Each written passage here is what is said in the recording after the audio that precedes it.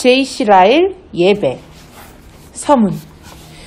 하나님은 영이시니 예배하는 자가 영과 진리로 예배할지니라. 요한복음 4장 24절 말씀. 하나님의 영으로 예배하며 그리스도 예수 안에서 자랑하며 육신을 의지하지 않는 우리들이야말로 참으로 할례받은 사람입니다. 빌립보서 3장 3절 말씀. 사람의 계명으로 교훈을 삼아 가르치니 나를 헛되이 경배하는 도다. 마태복음 15장 9절 말씀.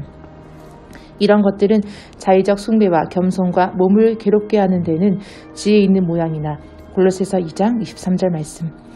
우리는 예배를 어떻게 드리고 있습니까? 이 시대를 사는 우리에게 너무나 중요한 물음입니다. 많은 사람들이 예배에 대한 문제의식이 없이 교회를 다닙니다. 규칙적으로 공예배에 참석하는 사람들조차 어떻게 예배를 드리는 것이 옳은지 고민하지 않습니다. 오늘날의 이러한 현실을 생각할 때 이 질문은 너무도 중요합니다. 성경은 교회에서 드리는 예배라고 모두 하나님이 기뻐 받으시는 것은 아니라고 말합니다. 그렇다면 스스로 그리스도인이라 고백하는 사람들은 예배의 핵심이 무엇인지를 아는 것이 중요합니다. 하지만 지금 여기서 우리가 다루려고 하는 것은 공예배입니다. 개인 기도와 성경 읽기를 포함하는 개인 예배나 가정 예배와 같은 사적인 예배가 아닙니다. 물론 기도와 성경 읽기는 각 개인이 가진 기독교 신앙의 근간입니다. 이런 개인적인 신앙 행위가 없는 공예배는 사실상 무의미합니다. 하지만 지금 이 글에서는 공예배만을 다루려고 합니다. 1장 공예배의 중요성. 그리스도인이라 자처하는 사람이라면 그리스도인은 공적으로 일정한 신앙을 고백하고 다른 그리스도인과 더불어 하나님을 예배해야 한다는 사실을 부인하지 않을 것입니다. 어느 때든지 공예배는 하나님의 종에게서 공통적으로 드러나는 표지였습니다. 성경이 처음 기록되던 때부터 지금까지 하나님의 백성은 예배로 함께 모였습니다. 아무리 숫자가 적고 어려움이 있다 해도 그들은 함께 모였습니다. 하나님을 예배하기 위한 것이 아니더라도 그들이 함께 모일 이유는 많았습니다. 예를 들어 이들이 예배로 모이는 것은 세상 사람들을 향한 공개적인 증거의 일환이었습니다.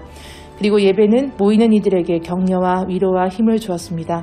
또한 하늘의 영원한 예배를 위해 이들을 훈련하고 준비시키는 기능도 있습니다.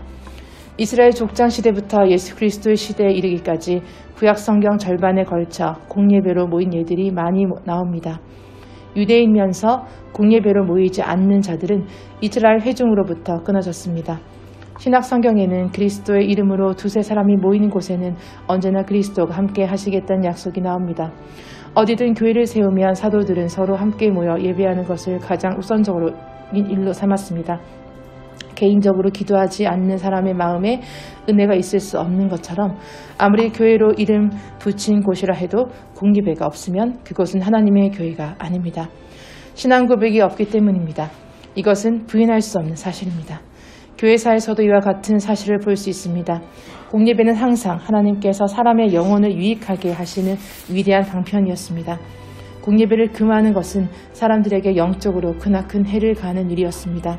성경을 없애는 것 다음으로 큰 해를 끼치는 일이었음이 분명합니다.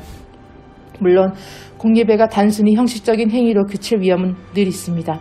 실제로 예배는 참석하지만 아무런 유익을 얻지 못한 사람이 많습니다. 그렇다고 이런 사실이 바른 예배를 반대할 이유가 될 수는 없습니다. 예배를 잘못 드린 사람들은 더욱 완고하고 회개하지 않는 마음이 됩니다.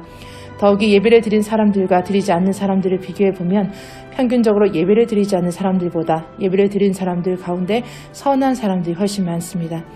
어떤 반론을 제기하든 공예배는 개인에게 큰 변화를 일으키는 것이 사실입니다. 히브리서가 주는 권고를 잊지 마십시오. 모이기를 피하는 어떤 사람들의 습관과 같이 하지 말고 오직 권하여 그날이 가까움을 볼수록 더욱 그리하자. 히브리서 10장 25절 말씀. 낙담을 불러일으키는 이들이 있을지라도 이 말씀을 의지하여 예배에 더 힘써야 합니다. 우리 역시 다윗과 같이 이렇게 말할 수 있어야 합니다. 사람이 내게 말하기를 여호와의 집에 올라가자 할 때 내가 기뻐하였도다. 시편 122장 1절 말씀. 주의 궁정에서의 한 날이 다른 곳에서 첫날보다 나은즉. 시편 84편 10절 말씀.